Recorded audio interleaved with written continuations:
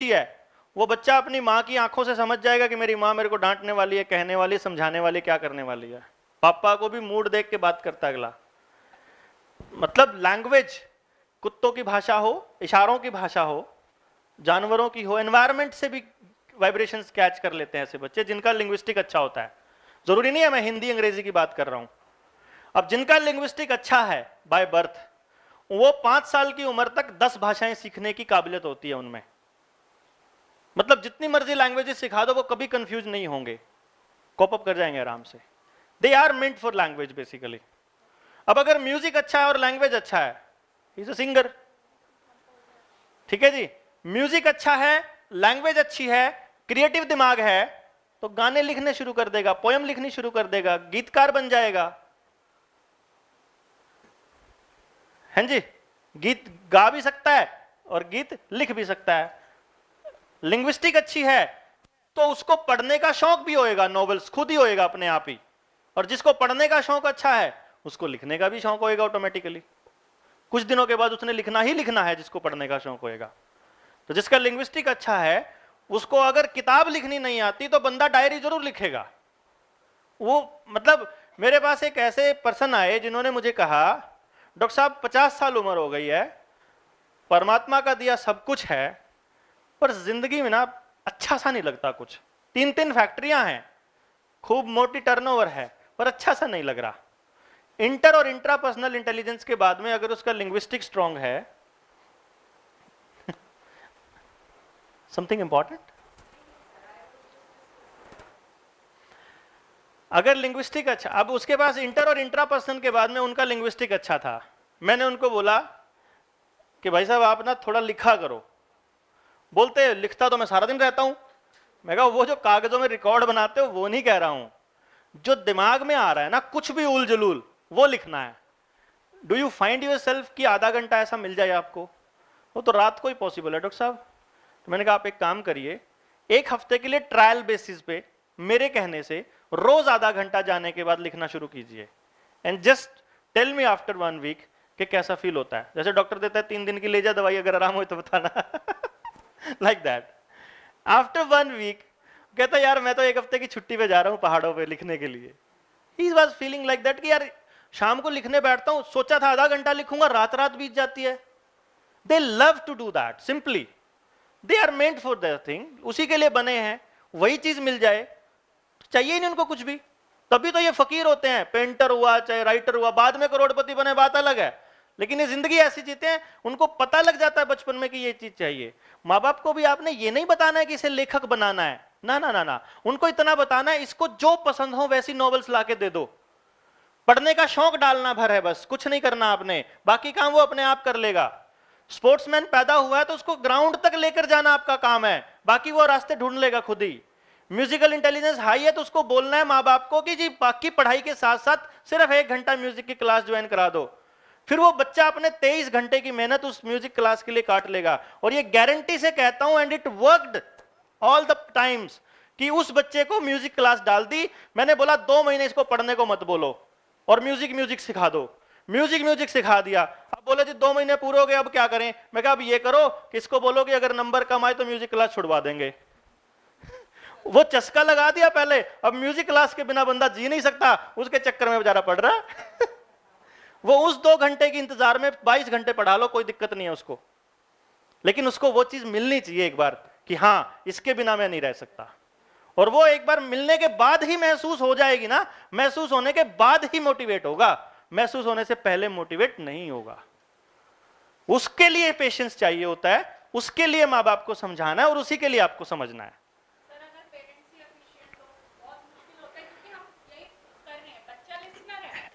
Every problem has a solution.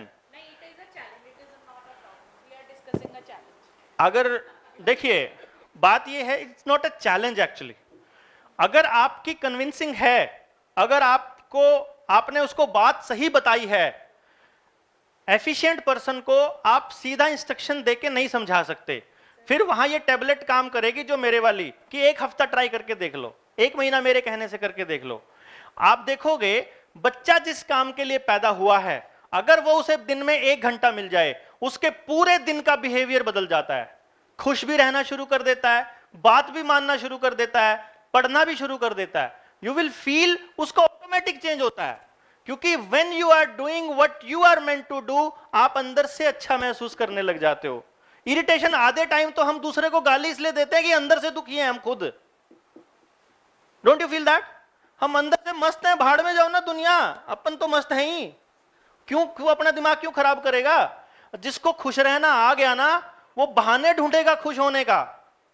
उसको पता लग जाएगा कि खुशी की जो अल्टीमेट पीस है वो कहां मिलती है। जिसको खुश रहना आ गया, वो जिंदगी में दोबारा दुखी ना होएगा ना करेगा किसी को, ये पक्का है। दूसरे को मारता भी वही है जो खुद डरा हुआ है, दूसरे को गाली भी वो देता है जिसके अंदर गालियां भरी हुई हैं, जो अंदर से फ्रस्ट्रेटेड है। जो अंदर से खुश है ना, वो कभी किसी को कुछ नहीं कहता, never ever. This is the fact. Next intelligence is naturalistic intelligence. Naturalistic intelligence is all about nature.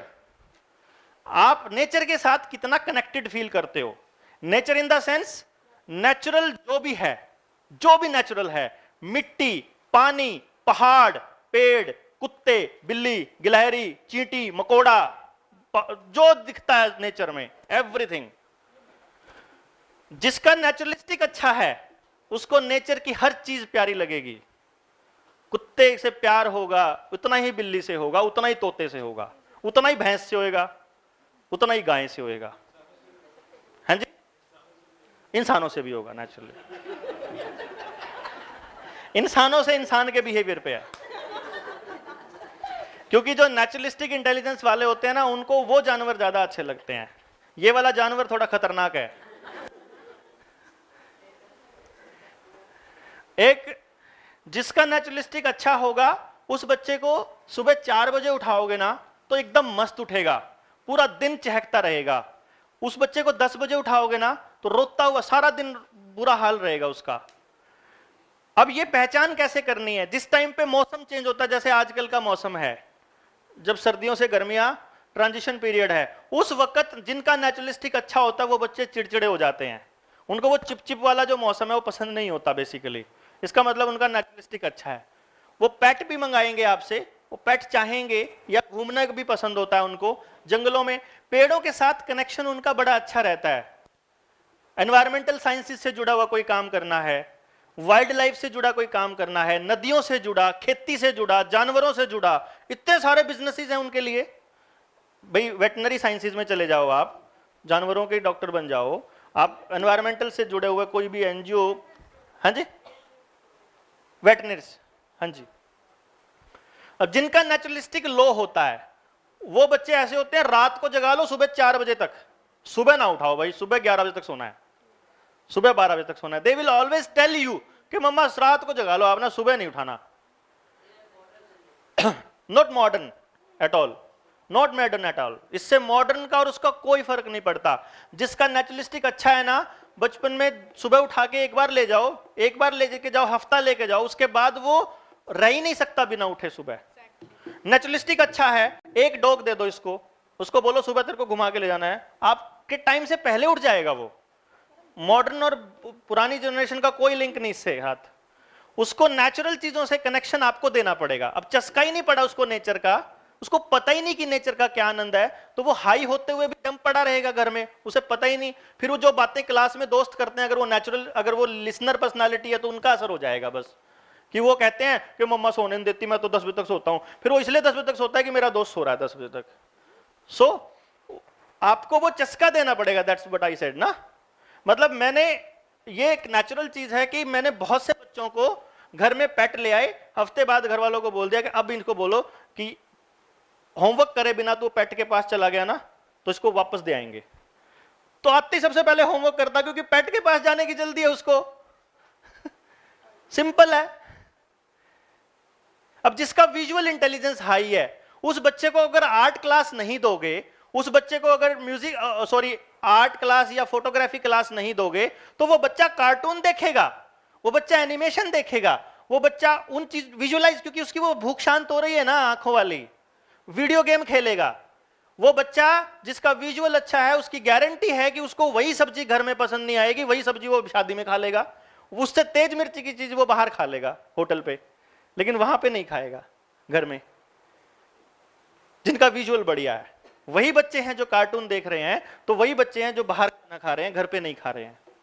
Reason being, खाना कितना स्वादिष्ट है उनके लिए यह मैटर नहीं करता, खाना खाते हुए शक्ल में कैसा है और आसपास का माहौल में कितना साफ सुथरा, वो फर्क पड़ता है उनसे।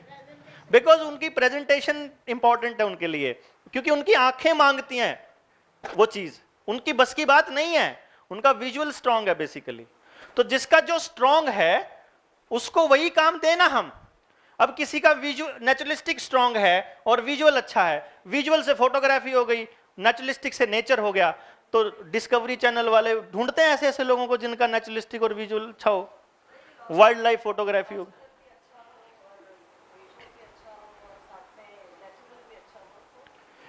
चांसेस कम है, क्योंकि 3 तो आपने बोल दिए और 2 ऊपर वाले होते ही हैं स्ट्रॉन्ग, इंटर और इंट्रा स्ट्रॉन्ग ही मिलते हैं, तो बाकी 6 में से 2 ही मिलेंगे स्ट्रॉन्ग आपको।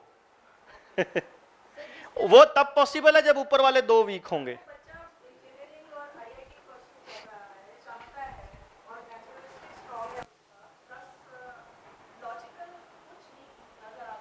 हाँ हाँ हाँ हाँ,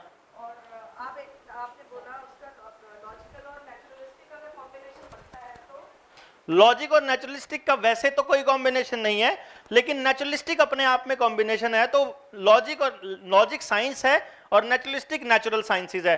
तो एनवायरमेंटल साइंसेज उसके लिए बनी है, वेटनरी साइंसेज उसके लिए बनी है, एग्रीकल्चर साइंसेज उसके लिए बनी है, इतनी सारी रिसर्चेज अवेलेबल है उनके लिए, तो बहुत स्कोप है, बहुत दुनिया जहान का। इंजीनियरिंग नहीं है बस।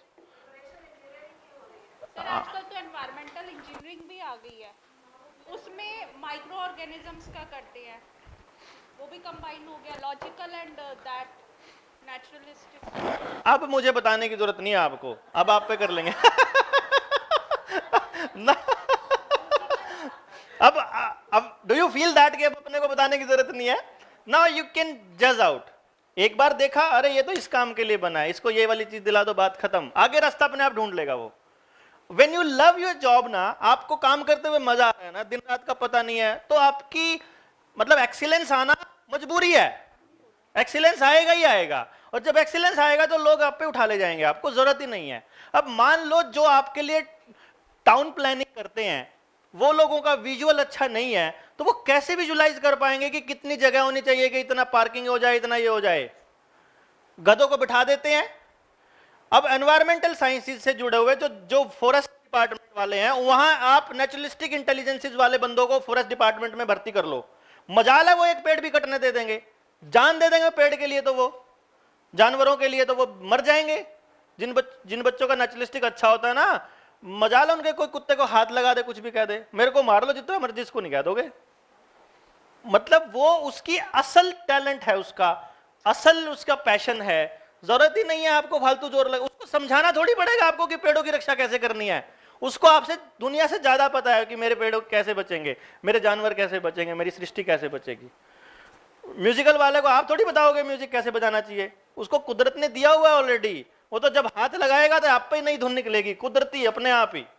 वो तो यहाँ ऐसे करता करता, वो तो बैठा बैठा बजाता रहेगा ये तबला। नहीं दोगे तो किसी का घर में कुछ चल रहा है ना, ठक ठक ठक ठक ठक, वो वहां से भी ट्यून निकाल देगा, उस ठक ठक से भी। ही हैज दैट टैलेंट, कुदरत ने दिया।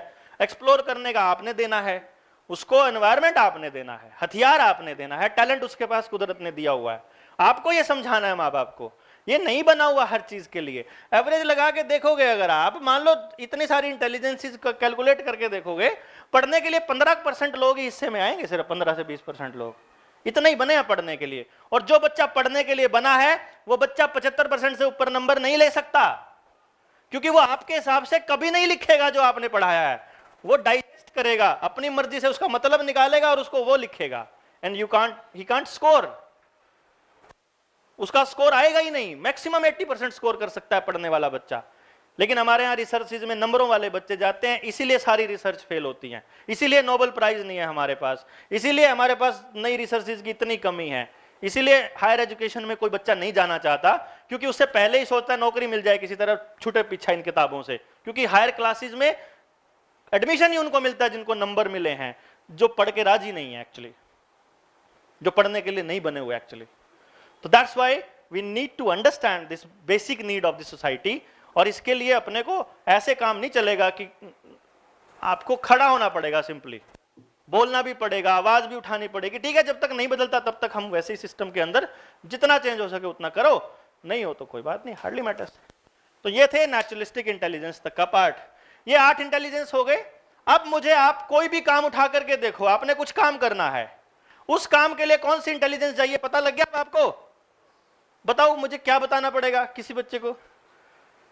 Now you can easily combine कि किसी को आर्किटेक्चर या आर्किटेक्ट बनना है तो भाई आपको सिर्फ विजुअल इंटेलिजेंस और क्रिएटिविटी चाहिए होती है। इंटीरियर डिजाइनर बनना हो तो भी यही चाहिए होता है। डॉक्टर बनना है तो आपको इंटरपर्सनल चाहिए, लॉजिकल चाहिए और काइनेस्थेटिक चाहिए अगर सर्जन बनना है तो। वकील बनना है, इंटर चाहिए, इंट्रा चाहिए और लैंग्वेज चाहिए, लिंग्विस्टिक और लॉजिक भी चाहिए। ठीक है जी, बताओ क्या बनना है आपको? बताओ, अभी बता देते हैं आपके पास क्या क्या होना चाहिए। टीचर के लिए जिस सब्जेक्ट का टीचर है उस टीचर, जैसे मान लो म्यूजिक का है तो म्यूजिक, साइंस का है तो लॉजिक, मैथ का है तो लॉजिक, लैंग्वेज का है तो लिंग्विस्टिक और इंट्रा।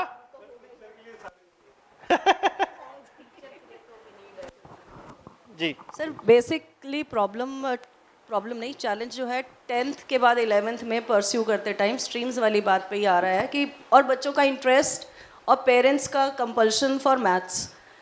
ऐसा होता है कि पढ़ना है, क्यों पढ़ना है और क्या बनना है उन्हें भी नहीं पता, बच्चे को भी नहीं पता। गॉट। और उस सिचुएशन में हम उसे एडवाइज ही आप बोल रहे हैं कि करे, आप किसी को भी कंपेल नहीं करेंगे और सलाह नहीं दे सकते हैं नहीं, आप थोड़ा पॉइंट को दूसरा ले गए, मैं बताता हूँ, अभी क्लियर करता हूँ। हाँ। अभी क्लियर करता हूँ, प्लीज बताइए। लीजिए सर।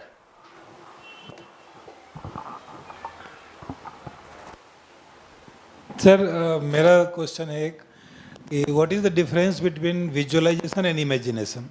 जी श्योर।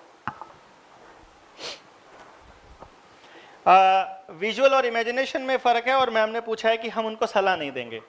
देखिए, मैंने जो लाइन बोली थी ना, वो शायद आपने उससे पहले की 2-3 लाइन नहीं सुनी, 2-3 वर्ड नहीं सुने। मैंने वहां कहा था कि जब बच्चा 2-3 साल का या दूसरी तीसरी क्लास में है तब हम उसको नहीं कहेंगे कि तुझे क्या बनना है, तब हम उसे सिर्फ क्लास में एडमिशन करा देंगे। पैशन उसको अपने आप मिल जाएगा 2-3 साल के अंदर कि मुझे ये करना है, अब उसको आपको बताने की जरूरत नहीं पड़ेगी। जहां बात क्लास 10 की बात आती है, जैसे कि मैंने बताया, ज्यादा नंबर उनके हैं जो बेसिकली ड्रामा और थिएटर के लिए बने हैं। आप उनके माँ बाप को आज कन्विंस नहीं कर सकते। जब मैं इस बात को जब मैं मूवमेंट बना चुका होऊंगा, उस दिल्ली के अंदर इस बात के स्टेडियम में जब मैं आपको बुलाऊंगा तो आपने भी 100 आदमी अपने साथ लाने होंगे। मैं एक दिन एक बहुत बड़ा पेरेंट्स के लिए मैंने क्या किया हुआ है मैं आपको बता देता हूं। अभी मैंने एक सिग्नेचर कैंपेन रन किया हुआ है पेरेंट्स के लिए, जिसमें मैं गांव-गांव जाकर पेरेंट्स को इस बात के लिए मना रहा हूं कि तुम्हारे बच्चों की असल जिंदगी रट्टे मारने में नहीं है, जिंदगी जीने में है, और उसके लिए माँ बाप मान भी रहे हैं। तो मैं उनको ये कह रहा हूं कि हम इस बात का सवाल उठाएंगे, सरकार से सवाल पूछेंगे कि हमें इस तरह का एजुकेशन सिस्टम चाहिए, उसके लिए मुझे तुम्हारी सपोर्ट की जरूरत पड़ेगी, तुम्हें वहां होना पड़ेगा। तो नाउ इट्स योर ड्यूटी कि मैं आपसे भी, उनसे भी कहता हूं और आपसे भी कह रहा हूं कि उस दिन मैं रामलीला मैदान में या किसी स्टेडियम में उन लोगों को बुलाऊंगा, तब एक एक आदमी अपने साथ 20-20, 50-50, 100-100 आदमी जितने ला सकता है वो लेके आए, ताकि हम इस लॉजिक पर वहां बात करें और वहां से हम किसी आदमी को, किसी बड़े नेता, एजुकेशन मिनिस्टर, किसी को बुला के वहां हम अपना मांग पत्र रखें कि भाई ये चीज हमारे को चाहिए, बेसिकली हमें इस तरह की एजुकेशन सिस्टम चाहिए, ऐसी एजुकेशन पॉलिसी चाहिए। जो आप कह रहे थे कि ये पॉलिसी बनती हैं और जो हमारा हाथ नहीं होता, बट हमारे लिए तो बनती हैं, हमारे बच्चों के लिए तो बनती हैं। हम सवाल नहीं करेंगे, हम पूछेंगे नहीं तो कौन बनाएगा फिर? जिसको मालूम है वो तो पूछे ना। अब आपको पता लग गया, आप तो मांगो ना ये सवाल और उनके भरोसे छोड़ दो। उनके इतनी अकल कहाँ है उनमें कि वो हमारी इन बातों को समझ पाएंगे? तो हमें इसलिए एजुकेट करने के लिए मैं दिन रात लगा हुआ हूं, and then we need to come over there, और फिर वहां बैठ करके और लंबी चर्चा करेंगे, और लंबी बातें करेंगे और इस पर देखेंगे कि इसका कितना फर्क पड़ता है। जब तक वो नहीं होता है तब तक क्लास 10 के जो बच्चे हैं आपके पास, उनको आप स्ट्रीम इसके हिसाब से बता सकते हैं और मैक्सिमम बच्चे उसमें आ जाएंगे सेट। इवन जो फ्लैशी बच्चा है और जिसके बहुत अच्छा स्कोर कर रहा है, जो 10 CGPA ले रहा है 10वीं क्लास तक, आप उसको भी कहोगे, जैसे मैं आपको बताता हूं, मेरे पास एक बच्चा आया, वो आके कहता है कि मेरे इसके हमेशा 10 CGPA आए हैं। मैंने पेरेंट्स के बोला इसको पढ़ाई के लिए मत भेजो। देन ही सेड के सर मैं तो MBBS करना चाहता हूं। बेटा तुम MBBS सिर्फ इसलिए करना चाहते हो क्योंकि तुम्हारे आसपास के लोगों को लगता है कि सबसे इंटेलिजेंट बच्चा डॉक्टरी में है। तुम सिर्फ वो नाम गेन करने के लिए कर रहे हो, तुम ये मान लो। अब उसका PMT में एडमिशन भी हो गया और उसने दाखिला भी ले लिया। मेरे पास उसकी रिकॉर्डिंग्स पड़ी हुई हैं। मैं क्योंकि किसी को मतलब अलाउ नहीं करता फोन करना, तो मैं उसको बोलता हूं अपना वॉइस मैसेज रिकॉर्ड करके भेज दो। उसने मेरे को फोन किया, मैंने उसे बोला बेटा वॉइस मैसेज भेज दो, मैं जब खाली आराम से बैठाऊंगा तब सुनूंगा और उसके बाद बताऊंगा, क्योंकि उससे टोन भी पता चल जाती है सामने वाले की कि गुस्से में है कि कैसे है, जब वो आराम से सुनता हूं मैं। वो बच्चा रोते हुए मुझे मैसेज कर रहा है, सर मैं सुसाइड करना चाहता हूं, मैं नहीं जीना चाहता ये वाली जिंदगी। 3 महीने में छिक लिया वो PMT में दाखिला करवा के। उसको नहीं करनी PMT, मुझे नहीं करनी डॉक्टरी। अब मैं क्या करूं? मैं अपने इकलौता माँ बाप का बच्चा है, 10 CGPA लेता आया है, माँ बाप उम्मीद कर रहे हैं कि यहां भी टॉप करेगा यूनिवर्सिटी को। No what next? तब वो बैठ करके हमारी चर्चा हुई लंबी। Now he settled over there. मैंने उसको कुछ इलाज बताया कि तू इस बंदे के पास जाके वहां पे, यूनिवर्सिटी में मेरे जानकार थे, इधर PGI रोहतक में था वो बच्चा। तो ऐसे करके हमारी बातचीत हुई एंड देन उसके बाद उसने भेजा थैंक यू सर, अब मैं now I am doing well, अब कोई दिक्कत नहीं कर रहा है। वो आएगा वो अंदर से। अब ही इज नॉट मेंट फॉर मतलब दैट मेडिकल लाइन। डॉक्टर बनने के लिए पैदा हुआ ही नहीं है। डॉक्टर बन के भी उसने अपनी अधिवेशन में गाने ही गाने हैं, वहां भी उसने लोगों को एंटरटेन ही करना है बेसिकली। वहां भी उसको मजा तभी आएगा जब वो राइटिंग पार्ट। मेरे कितने सारे डॉक्टर दोस्त हैं जो लिखते हैं, जो कविताएं लिखते हैं, हमारे ग्रुप्स में डालते हैं, ये कविता तूने लिखी डॉक्टर, अरे पागल तू गलत जगह आ गया यार, you are not meant for this. बन जाएगा, ठीक है। देखो अपना काम क्या है? अपना काम है एग्जैक्ट सलाह देना। माँ बाप के हिसाब से अपनी स्टेटमेंट नहीं बदलोगे आप। अगर आपको मालूम है कि ये बच्चा वहां खुश रहेगा, आपको बताना है कि ये बच्चा वहां खुश रहेगा, चाहे डालो जहां मर्जी। हमने तुम्हारे को इसकी अल्टीमेट हैप्पीनेस का रास्ता बता दिया। अब होगा क्या? जिन लोगों को मैंने आज से 15 साल पहले उनकी हैप्पीनेस के रास्ते बताए थे, मैं तो तब बच्चा सा दिखता था, कोई मानता भी नहीं था। आज तो चलो मेरा नाम है तो थोड़ा लोग थोड़ा फॉलो कर लेते हैं, अब तो 100% करने लग गए। पहले तो मतलब मेरे को बेवकूफ बोलते थे, एकदम पागल बोलते थे, मेंटल है। तो उस टाइम पे भी मैं नहीं मानता था कि तुम्हारा रास्ता यही होगा, तुम देख लेना आखिर में तुम वहीं जाओगे। अब जब 10 साल के बाद 12 साल के बाद जब उनका बच्चा वही लैंग्वेज बोल रहा है ना जो मैं उनकी डायरी में लिख के आया हुआ हूं ऑलरेडी, उनके पास जो रिपोर्ट दी हुई थी उस रिपोर्ट में लिख के आया हुआ हूं कि तुम देख लेना तुम यहीं आओगे, वो वहीं आए आखिर में। उनको अच्छा वहीं आके लगा। वो जो भी कर रहे थे उनको नौकरी छोड़नी ही पड़ी, उनको अच्छा लगा ही नहीं जब उस जिंदगी में। And you need to dare that. वो फिर उनके जो रिश्तेदार थे, लोग थे, उन्होंने मानना शुरू किया। It took time. मुझे 17 साल हो गए ऐसे पागलों की तरह घूमते हुए, थोड़ा टाइम नहीं हुआ है। एंड अभी तक मैं कहीं पे नहीं पहुंचा हूं अगर देखा जाए तो। बट मुझे यह पता है कि यही रास्ता सही है। अब आपको भी पता लग गया होगा यही रास्ता है। और कोई रास्ता हो तो बताओ आपके बच्चों को। नहीं, बिल्कुल नहीं। मेरे को तो आज तक मेरा पता नहीं चला मैं किस में हूं।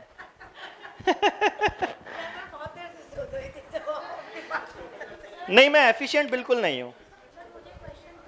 जी जी। हमें लगता है कि वो लिसनर है, तो क्या ये पॉसिबिलिटी है ग्रेजुअली वो एफिशिएंट या देखिए, पर्सनालिटी जिंदगी में कभी भी नहीं बदलेगी बच्चे की, मतलब हमेशा सिमिलर ही रहे? पर्सनालिटी नहीं बदलेगी। इंटेलिजेंस ग्रो कर सकती है, जितना हम उनका एक्सपोजर देंगे वो ग्रो कर जाएंगी, वो बढ़ जाएंगी, वो डेवलप हो जाएंगी। But personalities will never change. और दूसरी बात, आपको जो दिख रहा है जरूरी नहीं है वो हो उसकी दूसरी पर्सनालिटी, क्योंकि आप जब उससे बात करते हो, देखते हो, वो एक ही पर्सनालिटी देख पा रहे हो। अगर हम किसी बच्चे को इमेजिन कर रहे हैं अभी जी, या जी, सोच जी। के चल रहे हैं तो हमें एक कॉम्बिनेशन नजर मोर और लाइक 80 और 90% वो वही है, मतलब कॉम्बिनेशन चांसेस। हाँ, ये देखो, ये बात पे डिपेंड करेगा कि आपकी ऑब्जर्वेशन कितनी एक्यूरेट है, आप मेरे कौन से शब्द को क्या ले रहे हो, आप उसको वहीं पहुंचने की कोशिश कर रहे हो कि नहीं जहां मैं पहुंच रहा हूं। क्योंकि जिनका लिंग्विस्टिक इंटेलिजेंस स्ट्रांग होता है वो एक इशारे से ही सब समझ जाते हैं, और जिनका लिंग्विस्टिक इंटेलिजेंस कम होता है उनको कह कुछ और रहे होते हैं, वो अपना मतलब कुछ और ही ले रहे होते हैं। You need to be there कि आपका वो कितना है कैसा मुझे नहीं मालूम ना, कि आप उसको क्या समझ रहे हो, क्योंकि आपकी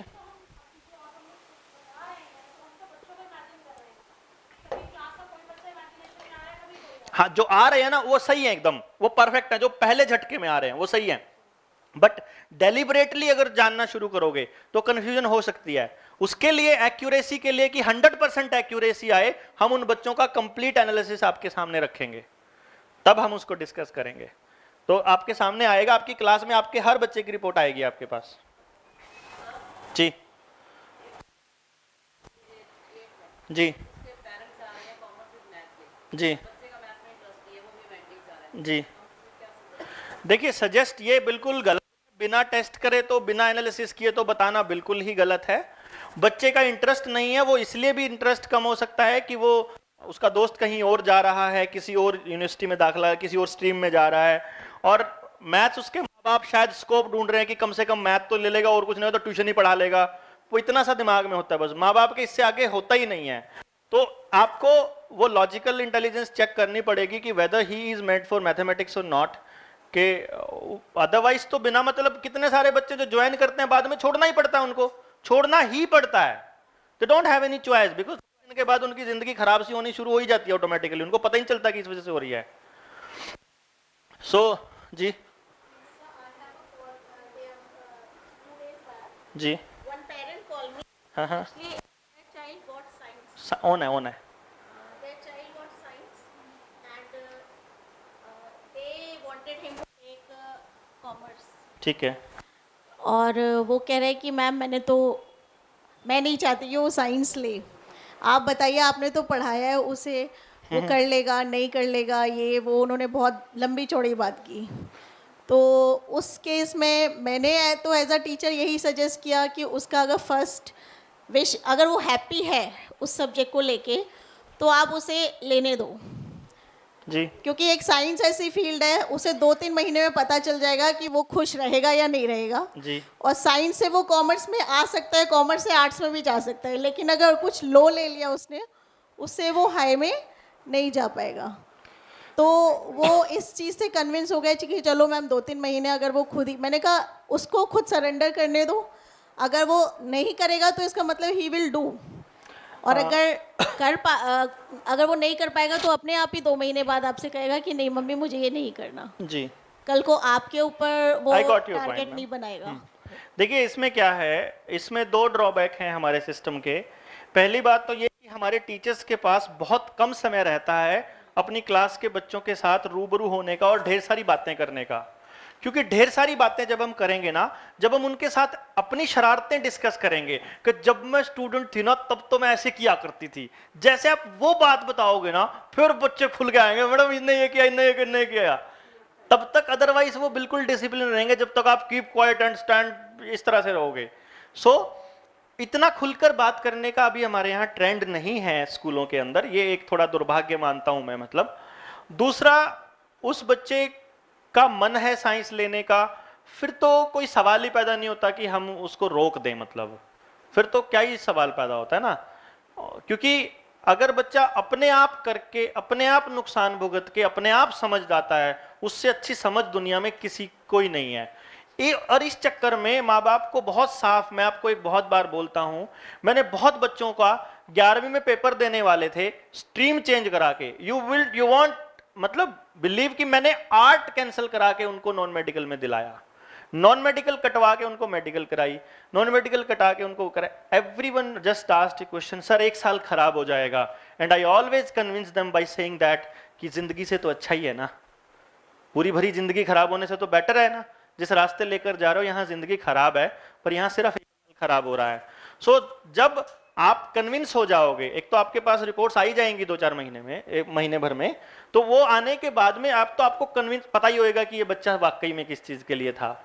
दूसरा, जब हम अपने तजुर्बों से जब हम फेल होकर के सीखते हैं ना, उस सीखने का जो रिजल्ट होता है वो बहुत अल्टीमेट होता है, बिकॉज उस मोमेंट पे उस बच्चे को बार बार फेल होने की जिसको आदत हो जाए, समझ लो वो बच्चा अपनी जिंदगी में अपने उस अल्टीमेट मुकाम तक जरूर पहुंच जाता है जिसके लिए वो बना है, क्योंकि फिर नेचर उसको उधर धकेलना शुरू कर देती है जिसके लिए वो वाकई बना था, जिसके लिए उसको करना ही था। जब पास होता रहता है ना बच्चा, तब वो खुद को नहीं ढूंढ पाता। आप देखो, आपके पास कितना टाइम होता है, सुबह उठते ही भागते हो, आते ही स्कूल का काम होता है, जाते ही अपने बच्चों का होता है, फिर घर वालों का होता है, फिर आप सोने का होता है, फिर अगले दिन की तैयारी होती है, छुट्टी वाले दिन आपको रिश्तेदारियां और बचे हुए शॉपिंग वगैरह करने होते हैं। You don't have any time for yourself. कभी कोई काम बिना सोचे बिना समझे खाली बैठ के कि अकेला निकल के पैदल जाना है और तब सोचे कि मैं क्या हूं और कैसे, कभी सोचा है?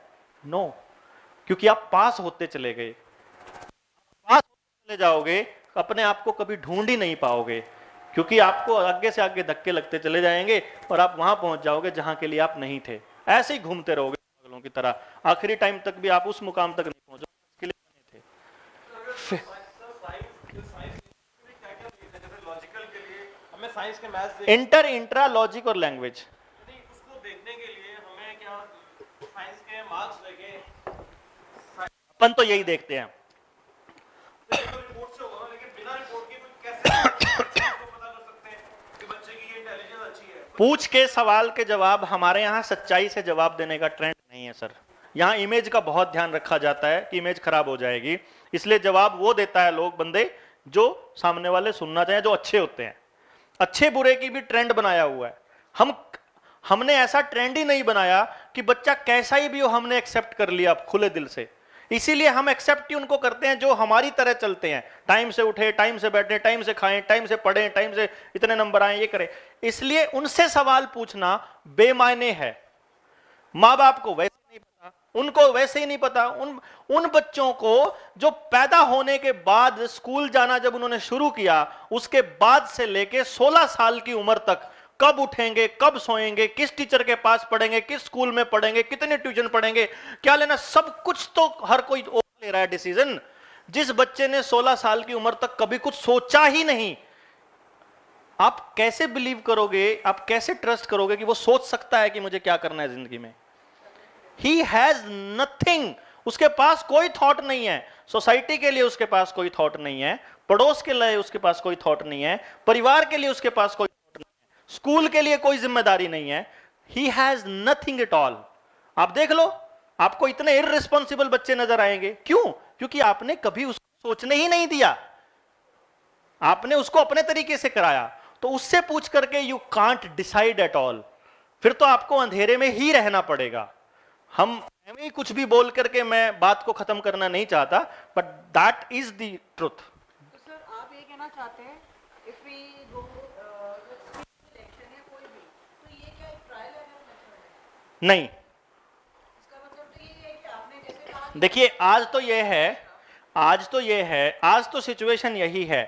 आज तो आपकी सोसाइटी के अंदर आपको ऐसे लोग मिलेंगे, मोर देन 60% जो स्ट्रीम ले रहे हैं, उस स्ट्रीम को ढो रहे हैं, उसको पढ़ रहे हैं, कहीं एडमिशंस के ऑप्शंस भी बहुत लिमिटेड हैं, और आखिर में जो मिल रहा है उसी को एक्सेप्ट करके आगे चल रहे हैं। अभी तक तो यही हो रहा है, ये अभी तक। अब हम कर रहे हैं जिस थ्योरी पे, जिस रिपोर्ट की, जिस टेस्ट की हम बात कर रहे हैं, वो जो आपकी क्लास में आपके पास आने वाला है, वो उसकी accuracy I guarantee for 100% accuracy.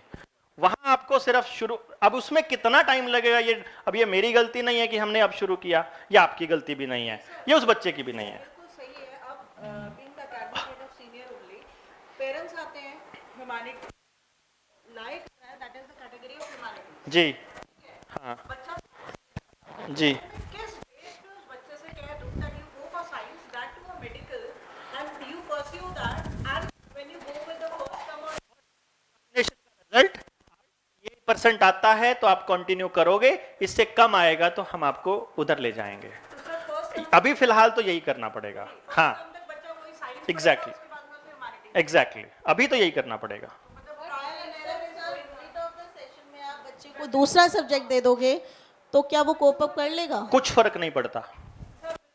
Medical से non medical I can manage, but medical से simply to the humanities. Medical से ह्यूमैनिटी छोड़िए मैम, चाहे मेडिकल पढ़ रहा हो चाहे नॉन मेडिकल पढ़ रहा हो, जिन्होंने IITs की तैयारी करनी है और जिन्होंने जो बड़े ऊंचे लेवल की तैयारी कर रहे हैं उनको छोड़ दो आप।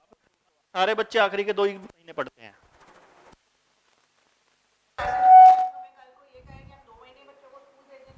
ये आपको थोड़ी, तो आपको कह रहा हूं मैं, तो मैं ट्रुथ बता रहा हूं। आपने मास्टर्स किया होगा, कैसे किया है? मास्टर्स क्लासेस में मुझे पता है कि 5 पे 5 क्वेश्चन आने हैं, 10 कर लो, 5 पक्के आने हैं, फर्स्ट डिवीजन 100% श्योर है मास्टर्स में। ये तरीका है पढ़ने का।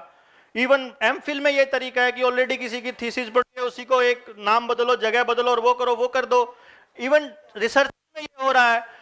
बीए बीएससी हर जगह आखिरी के 2 महीने ही पढ़ रहा है बच्चा।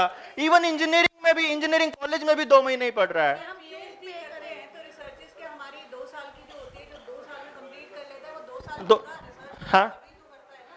ऐसा तो नहीं है मैं लास्ट के 2 I have done my PhD in linguistics English, तो अगर मैं लास्ट के 2 महीने काम करूंगी तो वो मेरी रिसर्च पूरी नहीं होगी। पीएचडी कैसे, पीएचडी तो 5 साल में भी हो रही है। पीएचडी तो 5 साल ही चलेगी। हाँ, पीएचडी तो 5 साल में भी हो रही है, पर काम 5 साल नहीं हुआ है। काम 5 साल नहीं होता है। नहीं सर, 2 साल तो चाहिए हमें। नहीं सर, टॉपिक अटकता है ना, यदि टॉपिक अटकता है तो हमें 5 साल लग जाएंगे उस मैडम, topic से पीएचडी वाले पॉइंट को अगर छोड़ दें हम, PhD is a research part, उसको छोड़ दें, इसका सारा क्रेडिट ये गाइड पे है कि गाइड आपसे कितना करवाना चाहता है, कैसे करवाना चाहता है, आप क्या करना चाहते हो, इस पे बिल्कुल नहीं है। गाइड क्या करे जब उस टॉपिक से रिलेटेड हमें चीजें ही नहीं मिल रही। वो आपको नहीं मिल रही, वो तो बात अलग है। मैं बाकी एकेडमिक्स की बात कर रहा हूं। ये एमए तक जाते हैं ना, हम आखिरी के 2 महीने ही पढ़ रहे हैं।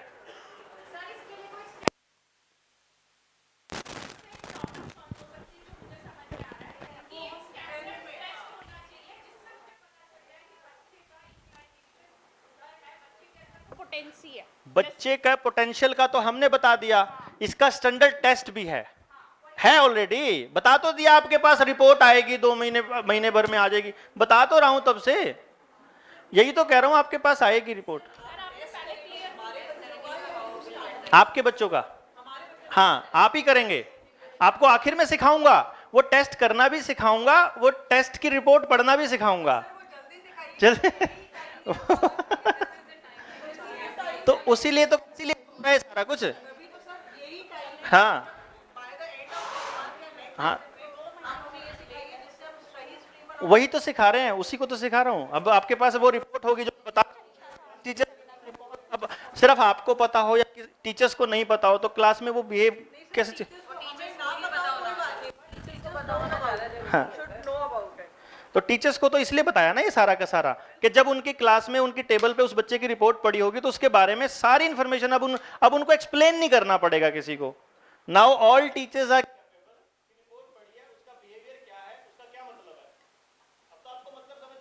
लगेगी ना।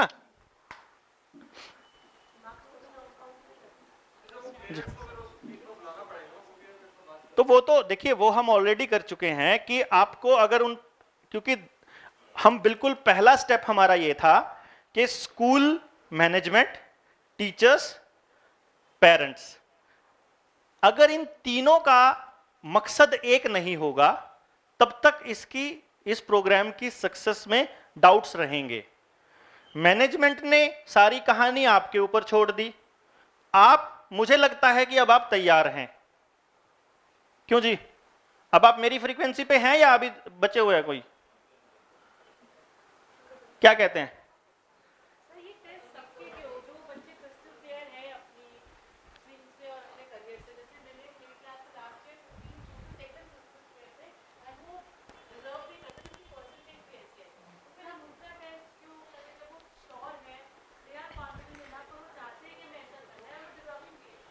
जो कॉन्फिडेंट नहीं है ना, वो बहुत थोड़े हैं।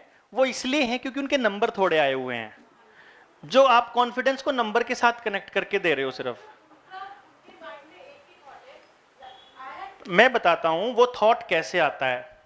मैंने बच्चे को बोला कि ये तो मेडिकल लेने की कह रही है। मैंने कहा but she is not meant for medical line.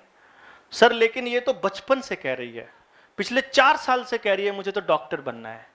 4 साल से कह रही है। Let me check it out. मैं चेक करता हूं आप में से कौन बोलता है घर में कि घर में एक तो डॉक्टर भी होना चाहिए। उसकी मम्मी कहती है इसके पापा बोलते हैं, तो इसने वहां से ले लिया। उसके पापा बोलते हैं कि घर में एक डॉक्टर भी होना चाहिए, और उस बच्ची ने अपने पापा को खुश करने के लिए पिछले 4 साल से वो एक ही लाइन रट रही है कि मैंने डॉक्टर बनना है बड़ा होके, because she wants her father to be happy. वो क्रिस्टल क्लियर इसलिए है। वी नीड, हमारे को कितना आता है क्रिस्टल क्लियर होना, आप बता दीजिए। हमारी पूरी जिंदगी मतलब पूरी जिंदगी हमारी अंधेरे में गुजरती है, हमारे बच्चों की स्पेशली। इसीलिए तो हमें जरूरत है उसकी, उनके लिए सही बात का पता होना। जब हम ऐसा एजुकेशन सिस्टम तैयार कर देंगे कि उस छोटे बच्चे की दी हुई गाली को भी हम एक चेंज होने का, अब मुझे मेरा बेटा कह रहा पापा आप झूठ बोलते हो, जैसे ही वो बोलता है मेरे को स्ट्राइक करता है, ओ तेरे की झूठ बोली थी यार, आगे से नहीं बोलूंगा बेटा सॉरी। व्हेन मैं उसकी कही हुई बात को जो मेरे लिए नेगेटिव बोली है, जब मैं उसको अपने इंप्रूवमेंट का साधन बनाना शुरू करूंगा, तब वो ऐसा एजुकेशन सिस्टम डेवलप हो जाएगा जो उन बच्चों के हिसाब से होगा। लेकिन फिलहाल एट प्रेजेंट हमारे बच्चे को नहीं पता उसको क्या करना है, उसके खुद के माँ बाप को नहीं पता, हम उनके टीचर्स को भी नहीं पता। इतनी गहराई से, जितनी गहराई से हमने आज बात की है, आपकी तो कितनी उम्र हो गई ma'am, did anyone talked about this? मतलब मुझे नहीं लगता कि कोई भी इस लॉजिक पे, इस टॉपिक पे बात करता है, क्योंकि उनको क्या लगता है कि this is not a quick solution.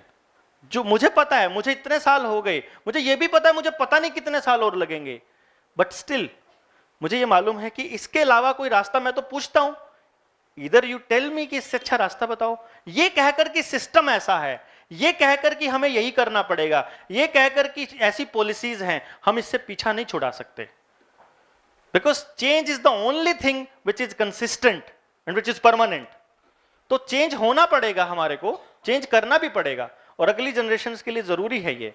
So that's why हमारे बच्चों को और हमारे टीचर्स को नहीं पता अभी तक क्लैरिटी के साथ, कुछ भी नहीं पता। मैं ही नहीं डिसाइड कर पाता कई बार, इतना सारा, इतना 17,000 दिमागों का एक्सपीरियंस होने के बाद फिर भी मैं यही कहता हूं भाई मुझे डाउट हो रहा है, मुझे क्लियर करने दे, let me be sure. Sure हुए बिना नहीं बताऊंगा, क्योंकि हमारी जबान से निकला हुआ एक एक शब्द बच्चों के लिए पत्थर की लकीर साबित हो सकता है कई बार। और माँ बाप को ये नहीं पता कि जब वो कार में जा रहे हैं और वो बात कर रहे हैं, उनकी कौन सी बात को वो बच्चा इतनी सीरियसली ले लेता है कि वो उसको अपनी जिंदगी का मकसद मान ले।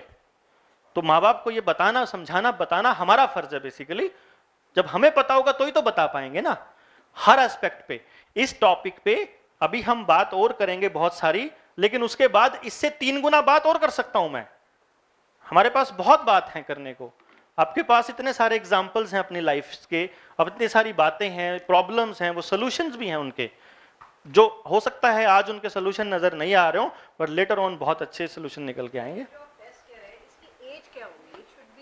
2 साल से लेकर के और 50 साल 60 साल, जब तक मर्जी। एनीवन?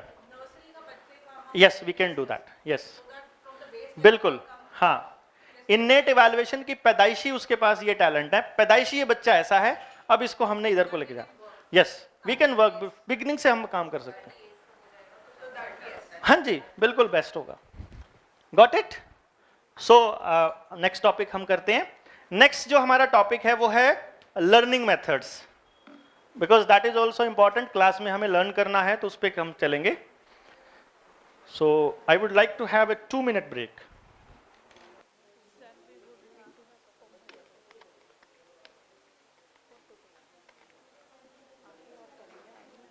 स्ट्रीम अलॉटमेंट में भी अभी तो आई थिंक जब सारा कुछ क्लियर हो जाएगा देन उसको थोड़ा हम लोग दोबारा, you can ask the question, आप अपने क्वेश्चंस लिख लीजिए। और आई थिंक एक एक्सरसाइज या होमवर्क कर सकते हैं हम लोग के, आप लोग इंजीनियरिंग बनने के लिए क्या क्या इंटेलिजेंस रिक्वायर्ड है, कौन कौन सी इनेट क्वालिटी पर्सनैलिटी रिक्वायर्ड है। तो ऐसे करके सीए बनने के लिए क्या क्या रिक्वायरमेंट है, आप अपने आप बना लीजिए, 2-3 जो भी चाहिए इंटेलिजेंस वो आप लिख लीजिए। और उसको नेक्स्ट जब आएंगे तो एक बार डिस्कस कर लेना, जब यू गोइंग टू टेल के भी इस इंटेलिजेंस का मतलब इस स्ट्रीम के लिए हमें ये चाहिए, तो सबका चेक हो जाएगा कि आप सब ठीक सब तरह से समझ गए नहीं समझ गए। I think everybody can do that. या साइंस वाले साइंस के सब्जेक्ट से रिलेटेड कर लें, जो कॉमर्स वाले कॉमर्स के हिसाब से कर लें, और ह्यूमैनिटी वाले ह्यूमैनिटी के हिसाब से प्रोफेशंस का डिवाइड करके क्या क्या उनकी इंटेलिजेंस चाहिए और क्या क्या इनेट क्वालिटी चाहिए।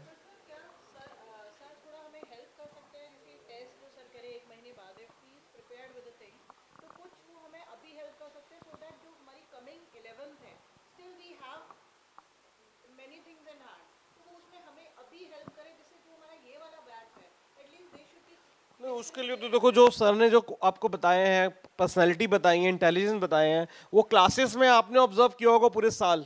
आपकी चाहे इंटरेक्शन कम हुई होगी बच्चों के साथ, लेकिन जो भी इंटरेक्शन आपकी हुई है as a class teacher, value जब मॉरल वैल्यूज का होता है टेस्ट, या आप 0 पीरियड में जब बात करते हैं, उससे आप फाइंड आउट कर सकते हैं कि बच्चा क्या इंटेलिजेंस उसकी है। अभी फिलहाल तो आपको ओरली करना होगा, और एक पैशन टेस्ट जो है वो आई थिंक उसके थ्रू आप कर सकते हैं, क्योंकि ये रिपोर्ट के लिए तो सर ही बताएंगे कि इसको कैसे करेंगे आगे। तो तब तक तो आप अपने अपने तरीके से करिए आप इसको।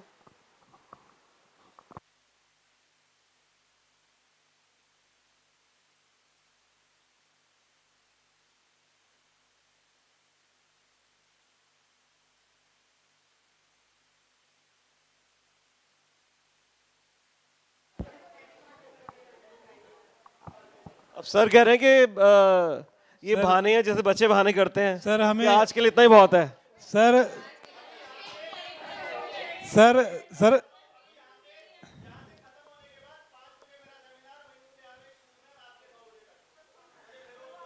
सर सर हमें लग रहा है कि हम लोग एफिशिएंट है, तो 2 बजे के बाद फिर मुश्किल।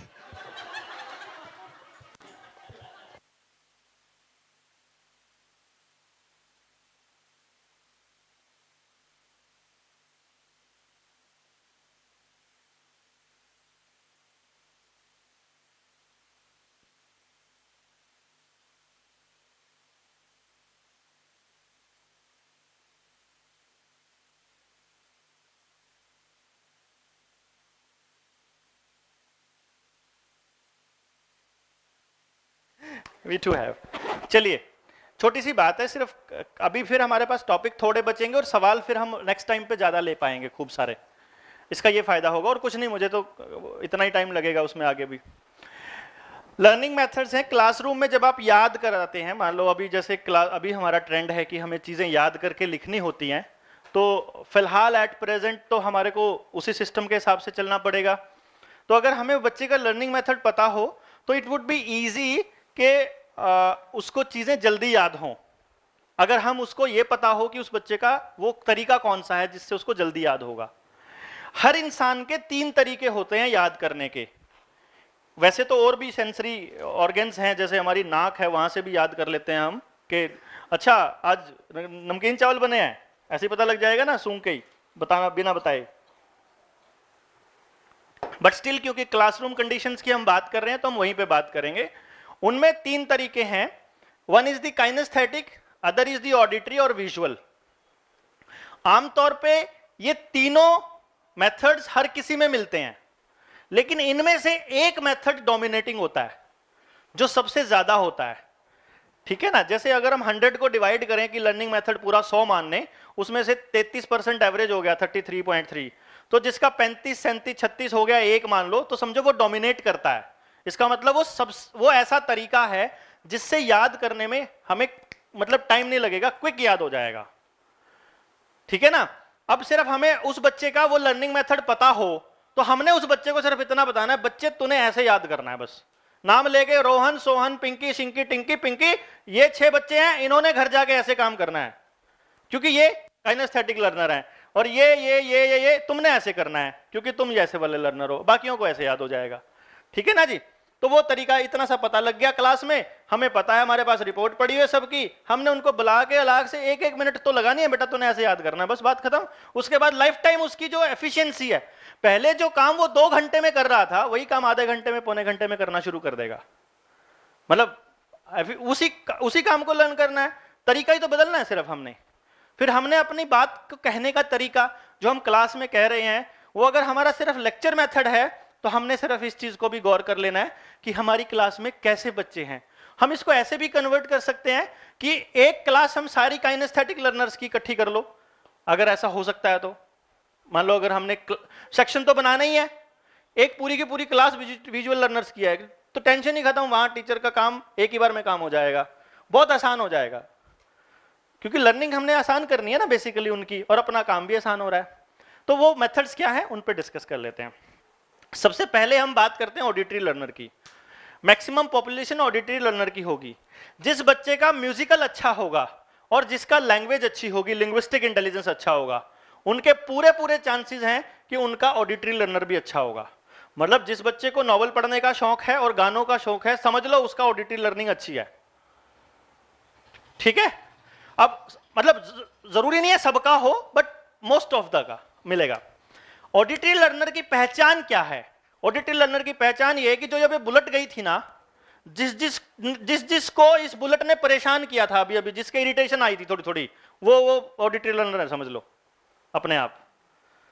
किसी किसी को तो पता भी नहीं चला बुलेट चली भी गई, लेकिन किसी किसी को, ठीक है। अब ये ऑडिटरी लर्नर वो होते हैं जो सुन तो टीचर की रहे होते हैं, पर नीचे अपनी कॉपी में वो ओ सी भर रहे होते हैं, काले काले कर रहे होते हैं। ये वो वाले होते हैं बेसिकली। आपको लगता है ये सुन नहीं रहे, एक्चुअली इनका सीखने का एकमात्र तरीका होता है इनके कान। इनके कान सीखते हैं, असल में इनकी जबान, इनकी आंख नहीं सीखती, कान सीखते हैं। ये वाले बच्चों को पढ़ने के लिए या तो पिन ड्रॉप साइलेंस चाहिए होता है, या फिर जो बोल रहा है उसको सुनना होता है बेसिकली। वही लोग जिनको बुलेट ने परेशान किया, उन्हीं को ये पंखा भी परेशान कर रहा है, ये आवाज टिक टिक। ये भी उनको सबसे, मेरी बात से ज्यादा उनको ये सुनाई दे रहा है कि ये चुप होनी चाहिए, बाकी काम छोड़ो। वो उनकी कमरे में मम्मी एंटर करती है ना, मान लो 2 बार एंटर कर लिया, मम्मी प्लीज यार दरवाजा बंद करो, अंदर मत घुसना बस। अब दे आर द काइंड्स। वो किड्स हैं जो वाकई पढ़ना चाह रहे थे और उस वक्त बाहर शोर आ रहा है, टी टी पी पी, बाकी बाहर हॉर्न बजेगा, बजते बता देगा पड़ोस वाले अंकल आए हैं, सोन अंकल आए हैं, 111 वाले आए हैं, कि पापा आए हैं, कि मामा जी आए हैं, कौन आए हैं, सब पता उनको। हॉर्न बजते ही, गाड़ी की आवाज से पता लग जाएगा इनको। They are the kids. ये वो लोग होते हैं जो बोलते हैं तू काम कर लेना बैठ के, वो कहेगा मम्मी आप समझा दो, मम्मी ने समझाया अब कर ले, कहता हो गया सुन लो, है ना। ऐसे बच्चे आपसे एक बार सुनना चाहेंगे और सुनते ही उनको क्विक याद हो जाएगा। इनको याद नहीं हो रहा है तो इसके 2-3 तरीके हैं। पहला, इनको बोलो बोल बोल के करो, क्योंकि बोलेंगे तो खुद की आवाज सुनाई देगी। दूसरा, अपने बोले हुए को रिकॉर्ड कर लो, जो किताब में लिखा हुआ है ना, हेडफोन लगा के, आजकल तो सबके पास स्मार्टफोन है, नहीं है तो छोटे छोटे, जैसे मेरे पास रखा हुआ है डिक्टाफोन सा छोटा छोटा, ऐसा रखो और जो भी बोल रहे हो उसको रिकॉर्ड करके रखो, पॉकेट में डाल के बोलते रहो, बोल बोल के करो, उसके बाद रात को पढ़े हेडफोन लगा के सुनते रहो, अपने आप याद हो जाएगा। Nothing to do with books. Clear ना। ऐसे बच्चे, इवन आप कुछ एक्टिविटी क्लास में कर रहे हो और बच्चे के पास उसका रिकॉर्डेड वर्जन अगर पड़ा हुआ है, वो बच्चा जब उसको सुनेगा तो आपकी हर एक्टिविटी अपने आप याद आ जाएगी, उसको जरूरत ही नहीं है। सो इट्स वेरी इजी, बोलकर करना है, simple. Pin drop silence is not possible in Delhi, यहां तो पॉसिबल ही नहीं है ना, हर किसी का घर गली के मुहाने पे है, तो पी पी टी टी तो रहेगी। तो उससे बचने का तरीका हेडफोन लगा के सुनो। ऐसे बच्चे आमतौर पे डिस्ट्रैक्शन से बचने के लिए ना टीवी या रेडियो चला लेते हैं, कह रही है क्या सर रहा है, तू गाने सुन रहा है कि ये कर रहा है, उसको नहीं पता कि ये कंसंट्रेशन का सबसे आसान तरीका है उन बच्चों के लिए। नेक्स्ट, ये बच्चे और अगर कंसंट्रेट करना चाहते हैं तो अपने कमरे में वो वाला म्यूजिक लगा सकते हैं, जो इंस्ट्रूमेंटल म्यूजिक रघुपति राघव वाला बजती रहती है ट्यून पीछे से ना, दूसरे वाली ओम ओम साईं राम टाइम पे कुछ भी बजता रहे, मतलब any time, and the concentration is over, मतलब done, everything is fine. Efficiency automatically double हो जाएगी जैसे ही ये पता लग गया कि he is the auditory learner. ठीक है जी, फर्स्ट। सेकंड टाइप है काइनेस्थेटिक लर्नर। ये वाले बच्चे होते हैं, इनके जबान और इनके कान नहीं सीखते, इनके हाथ पैर सीखते हैं। मतलब ये तब तक नहीं सीखेंगे जब तक अपने हाथ से नहीं कर लेंगे। जैसे आमतौर पे हम कहते हैं कि लिख लिख के देखो, इनके लिए काम करता है, लिख लिख के देखो। ऑडिटरी वालों के लिए नहीं करता, इनके लिए करता है। तो इन बच्चों की खासियत क्या है, इन बच्चों को जो काइनेस्थेटिक लर्नर हैं, इनको कभी भी किसी और के नोट से याद नहीं होंगे। अगर आप देखते हो, अगर आप चाहते हो कि ये गाइड से याद कर लें, ये किसी के नोट्स फोटोकॉपी करके ले आए वहां से याद कर लें, या किताब में से नोट कर लें, इनको कभी याद नहीं होगा। इनको अगर याद होगा तो अपने लिखे हुए से होगा। यानी अगर 11वीं 12वीं में बच्चा पहुंच गया है और काइनेस्थेटिक लर्नर है, तो उसको बताना पड़ेगा बेटा 3 किताबों में से छांट के जो जो तेरे को चाहिए अपनी कॉपी में तेरे को लिखना पड़ेगा, और कोई रास्ता नहीं है। एक बार लिख ले बस, अगली बार तो तू उसकी पर्ची बनाएगा, पर्ची बनाते बनाते याद हो जाएगा। होगा ना ऐसा कोई बंदा जरूर, जो बनाने की याद नहीं था, पर्ची बनाने लगा और उसको पर्ची बनाते बनाते याद हो गया। He is the kinaesthetic learner, समझो। तो ये पक्का है, इनको अगर कुछ याद होगा तो सिर्फ अपने लिखे हुए से ही होगा। तो इनका मतलब क्या है, क्लासरूम में ऑडिटरी लर्नर से सुन लो खड़ा करके, या बुलवा दो, या उनको बोलो तू समझा दे सबको, और काइनेस्थेटिक लर्नर वालों से लिखवा लो 2 बारी बस, कुछ नहीं करना, आपको कुछ भी नहीं करना, 2 बार लिखवा दो काइनेस्थेटिक लर्नर से, अपने आप याद है, समझो पेपर में अपने आप हाथ अपने आप चले। ये वो बच्चे होते हैं जो पेपर करते करते करते करते एकदम पीछे पलट के जाएंगे, 3 पेज पलट के वहां ठीक करके फिर आ जाएंगे, होता ना ऐसा, बिना सोचे समझे अपने, क्योंकि इनके हाथ ऑटोमेटिकली वहीं पहुंचते हैं, इनको सोचना नहीं होता, कुछ भी दिमाग से काम नहीं करते, हाथ से करते हैं ये। They learn from their body parts, ठीक है जी। Learning by doing is the way, जिनको हम कहते हैं ना लर्निंग बाय डूइंग, ये वो बच्चे होते हैं।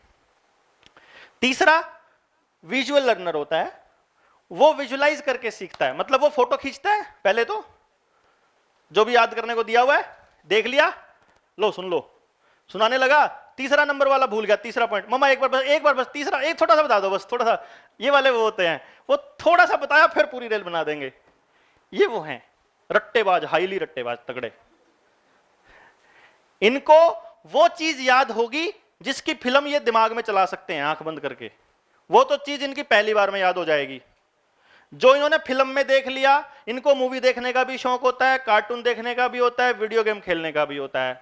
जो इन्होंने कार्टून की शक्ल में देख लिया वो तो ये कभी नहीं भूलेंगे, बट जो ये किताब में पढ़ रहा है वो उनको कभी याद नहीं रहेगा। That's why visual method is the only way, smart class is the only way, YouTube lesson is the only way. करके दिखा दो इनको धरती कैसे घूम रही है, इनको जब तक आप नहीं बताओगे, ऑडिटरी लर्नर को याद हो जाएगा कि धरती सूरज के चारों तरफ घूम रही है, काइनेस्थेटिक लर्नर को लिखवा दो उसको याद हो जाएगा, बट ऑडिटरी लर्नर जब तक देख नहीं लेगा तब तक ये सोच रहा है कि घूमती कैसे है, समझ में नहीं आ रही। उनको एक बार दिखाना ही पड़ेगा कि धरती सूरज के चारों तरफ कैसे घूमती है। एक बार दिखा दिया कि अपने एक्सिस पे ऐसे घूमती है और सूरज के चारों तरफ ऐसे घूमती है, एक बार दिखा दो बस, उसके बाद डन, काम खत्म। सो आपको उनके लिए वीडियो लेक्चर्स अरेंज करने पड़ेंगे। वो चीज जो बता रहे हो वो सामने दिखनी चाहिए, एटम मॉलिक्यूल कुछ भी दिखा रहे हो वो सामने दिख रहा है तो अगले को याद होगा, अगर नहीं दिख रहा है तो नहीं याद होगा, इट्स गारंटीड। ठीक है जी, डन, इट्स ऑल।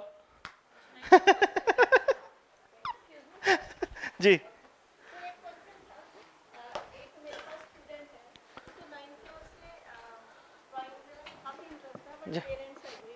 जो ड्राइंग की बात बताता हूं, जिन बच्चों की बचपन में ड्राइंग बहुत अच्छी होती है, बहुत अच्छी होती है, they are not meant to be artist.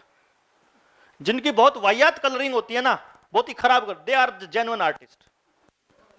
और हमारे यहां उल्टा है ना, हमारे यहां ट्रेंड ही उल्टा है। हम जो बच्चों की कलरिंग बचपन में अर्ली स्टेज पे जिनकी जितनी खराब हो, ये समझ लो वो उतना ही गजब का आर्टिस्ट है। फिर उसके बाद अपने टेस्ट तो अब तो वैलिडेट कर सकता है, अब तो ये बता ही देगा कि यस वाकई ही यस। और जो 9th क्लास से था फिर उससे बात करनी पड़ेगी, देखना पड़ेगा कि अब उसके पेरेंट्स नहीं चाहते थे, बट 11th में आया तो पेरेंट्स ने कहा ठीक है जहाँ तेरा इंटरेस्ट है कर लो। तो अब उसका टेस्ट करवाया हमने पीछे, तो उसका विजुअल कम आया और इंट्रा ज़्यादा आया। विजुअल कम है, then he is not an artist. बाकी पता लग जाएगा। अच्छा करता है सर, बहुत अच्छा नहीं करता, वो बहुत अच्छी कॉपी करता है सिर्फ। जिसका विजुअल लो है वो सिर्फ कॉपी कर सकता है।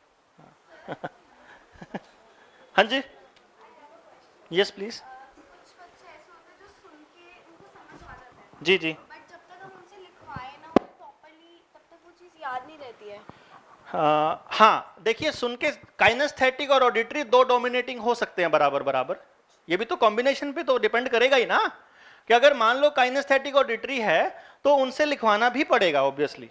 और एक और बात है, मैं आपको एक और चीज बताता हूं, कई बार पेरेंट्स ये सोच लेते हैं जैसे काइनेस्थेटिक वाला बच्चा, काइनेस्थेटिक वाले को छोड़ करके जो ऑडिटरी लर्नर है और जो विजुअल लर्नर है, अब काइनेस्थेटिक जिसका लो है वो बच्चा ऐसा है जो लिखना ही नहीं चाहेगा, जिसका लिखने में कोई इंटरेस्ट ही नहीं है। अब अगर लिखने में इंटरेस्ट नहीं है ना, तो दिक्कत क्या आएगी कि ऐसे बच्चों का पेपर नहीं पूरा होता, कभी भी इनका पेपर अधूरा रह जाएगा। तो जिनका पेपर अधूरा रह जाएगा उसका तरीका यह है कि उनको अपनी डेली रूटीन की एक्टिविटीज में उनको हफ्ते में एक दिन ऐसा देना पड़ेगा कि तुमको 3.5 घंटे कंटिन्यूअस लिखना है, कॉपी करना है, याद कुछ नहीं करना तुमने, सिर्फ लिखने की प्रैक्टिस, क्योंकि एग्जाम 3.5 घंटे का है। उन बच्चों के साथ दिक्कत ये होती है कि रूटीन लाइफ में वो लिखने की आदत नहीं होती, याद वैसे ही हो जाता है। वो आदत नहीं होती तो पेपर में आधे घंटे बाद ही उनका हाथ दुखने लग जाता है। तो उनको फिर हमने डेली का 1 घंटा आधा घंटा लिखने की प्रैक्टिस देनी है ताकि उनका हाथ ना दुखे। याद कराने के लिए नहीं लिखवाना। जैसे हम कह रहे हैं कि लिख लिख के देखो याद हो जाएगा, ऐसे नहीं होता उनको याद, लिख लिख के नहीं होता उनको। लेकिन लिखना क्योंकि जरूरी है 3 घंटे लगातार, तो उसके लिए हमें वो एक एनवायरनमेंट सा देना पड़ेगा कि वो उनको बोलो कि तेरे को ये तब तक लिखते रहना है जब तक तू 3 घंटे लगातार लिखने की तेरे को आदत ना पड़ जाए। तू हमको लगातार 5 बार लिख के दिखा दे, उसके बाद तू बेशक मत लिखियो। फिर वो उसमें आप कंपटीशन कर सकते हो 5 बच्चों का कि तुम बैठो और ये कॉपी करके दो मुझे, देखते हैं 1 घंटे में कौन ज्यादा लिखता है, देखते हैं 1 घंटे में कौन ज्यादा वर्ड्स लिखता है, देखते हैं 1 घंटे में कौन सुंदर लिखता है, देखते हैं। ऐसे करके अलग अलग, कभी सुंदरता का लगा दिया, कभी स्पीड का लगा दिया, कभी टाइम का लगा दिया कि कौन ज्यादा टाइम तक लिख सकता है, देखते हैं कौन सबसे ज्यादा टाइम तक लिख सकता है। सिर्फ जी वैसे वो लिख के लर्न नहीं कर सकता, हाँ। लिखेगा ही नहीं, लर्न कर लेता है, जो लिख के नहीं देगा। जो काइनेस्थेटिक पूरा कर रहा है। जो काइनेस्थेटिक लर्नर है वो लिखने में उसको मजा आता है, उसको लिखे बिना वो काइनेस्थेटिक लर्नर नहीं है।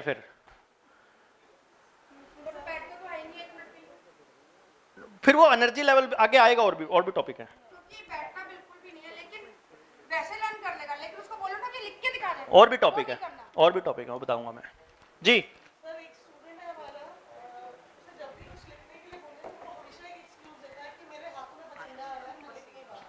जी सर प्रॉब्लम ये है कि ये वजह से वो स्कूल में क्लास में भी काम नहीं करता, तो हम उसे अलग से भी बिठाते हैं क्योंकि मेरी रिक्वेस्ट भी करते हैं, तो पेपर भी कंप्लीट नहीं होता है। जबकि उसकी देखिए जो हाथ में, एक तो ये पता चल, देखिए 2 चीजें होती हैं। एक हाथ में पसीना आ रहा है, इट्स ए मेडिकल प्रॉब्लम। अगर उसका kinesthetic, he is a kinesthetic learner और तब आ रहा है पसीना, काइनेस्थेटिक लर्नर कभी भी लिखने का बहाना नहीं करेगा, कभी भी नहीं करेगा, क्योंकि काइनेस्थेटिक लर्नर को तो मजा ही लिखने में आता है। वो तो एवं ही टीचर कह रहा है, सुन लो आप में से कितने सारे होंगे जिनका जी कर रहा होगा यार कुछ तो लिखने को मिल नहीं रहा, लिखता हूं, लिखे बिना उनका जी नहीं करेगा। उनको तो वो तो फोन पे बात कर रहे होते और नीचे वो सारे नोट्स बना रहे होते कि फोन पे बात क्या हो रही है, अगर कॉपी पेन हाथ में हो तो उस वक्त। जो काइनेस्थेटिक लर्नर की तो ये आदत होती है, kinesthetic learner would love to write. अगर वो लिख नहीं रहा है तो दोनों फैक्टर में से हमें ये फाइंड करना है कि वेदर उसका काइनेस्थेटिक लो है इसीलिए वो बचने की कोशिश कर रहा है, या उसको मेडिकल कोई दिक्कत है। वो अपना जो हम टेस्ट करेंगे उसमें पता चल ही जाएगा। और दूसरी प्रॉब्लम अगर मेडिकल है तो उसमें मैं कुछ नहीं कर सकता, देन उसके parents. I think it's all clear for today. हम जो नेक्स्ट 3 टॉपिक रह गए हमारे, एक सारे questions IQ, AQ, CQ, EQ, एक सारे वो एक्वायरिंग सेंसिटिविटी कि बच्चा झूठ नहीं बोलना, वो बात को अपने जीवन में कैसे उतारेगा, इस टाइप की चीजें वो एक्वायरिंग कैसे करेगा चीजों की, और तीसरा energy level of the brain. ये 3 टॉपिक हैं। इसके बाद आपके पास, आपके सामने एक एक बच्चा, एक एक इंसान की हर चीज क्रिस्टल क्लियर सामने आ जाएगी, what we have to do, and you listen very carefully. Thank you very much.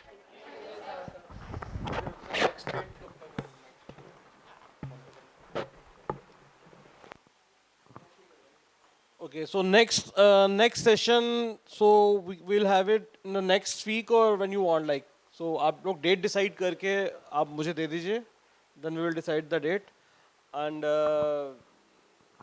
second जो सर वो जो इनका टेस्ट का है वो कैसे इनको information मिलेगा टेस्ट का, वो बाद में we'll do it later.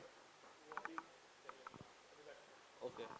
और जो स्ट्रीम का डिसाइड करना है वो 10th की और 11th की टीचर्स इसी की जो है इसको यूज करके, वो पैशन टेस्ट यूज करके they are going to decide the stream for a timing, and after test हम लोग उसको जब फाइनल हो जाएगा उसके बाद we will decide the final stream.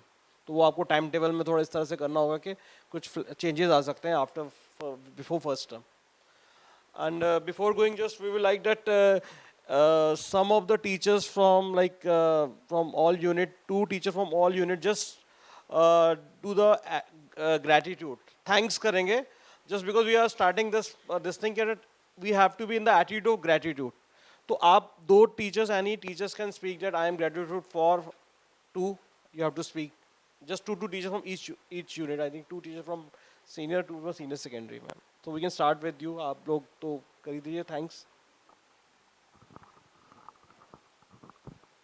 I'm very grateful to you, sir, for to the management for arranging such seminar, and Balhara sir also, because today we have very much clear with the multiple intelligences as well personalities, which will really help us to recognize the child capability, and accordingly we can work for the child. Very fit. Thank you so much.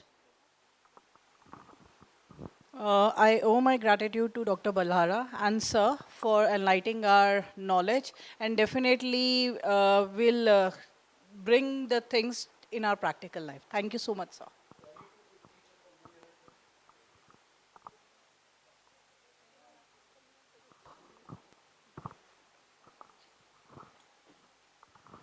Heartfelt gratitude to each and everyone being here.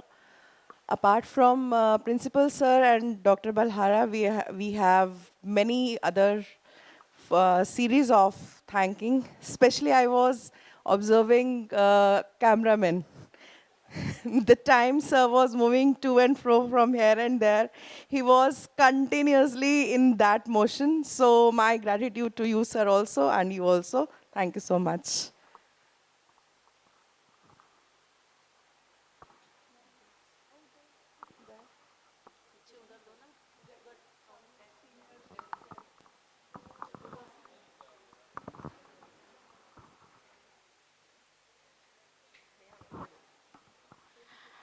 From the secondary team, I would like to pay my regards to the management, to Mr. Balhara, for enlightening us with the heightened ideas for leading to the development of the child.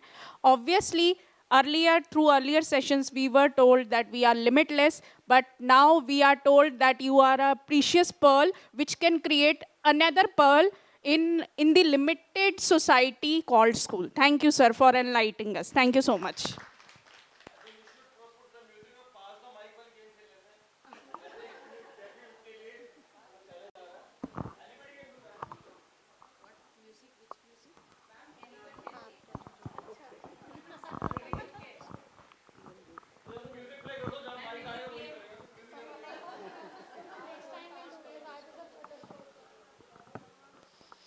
I feel gratitude towards my management who always keep such seminars for us that we feel enlightened, and we always become more knowledgeable and more enlightened, and we all feel gratitude towards Mr. Balhara, who has really given us so much knowledge. Thank you so much, sir.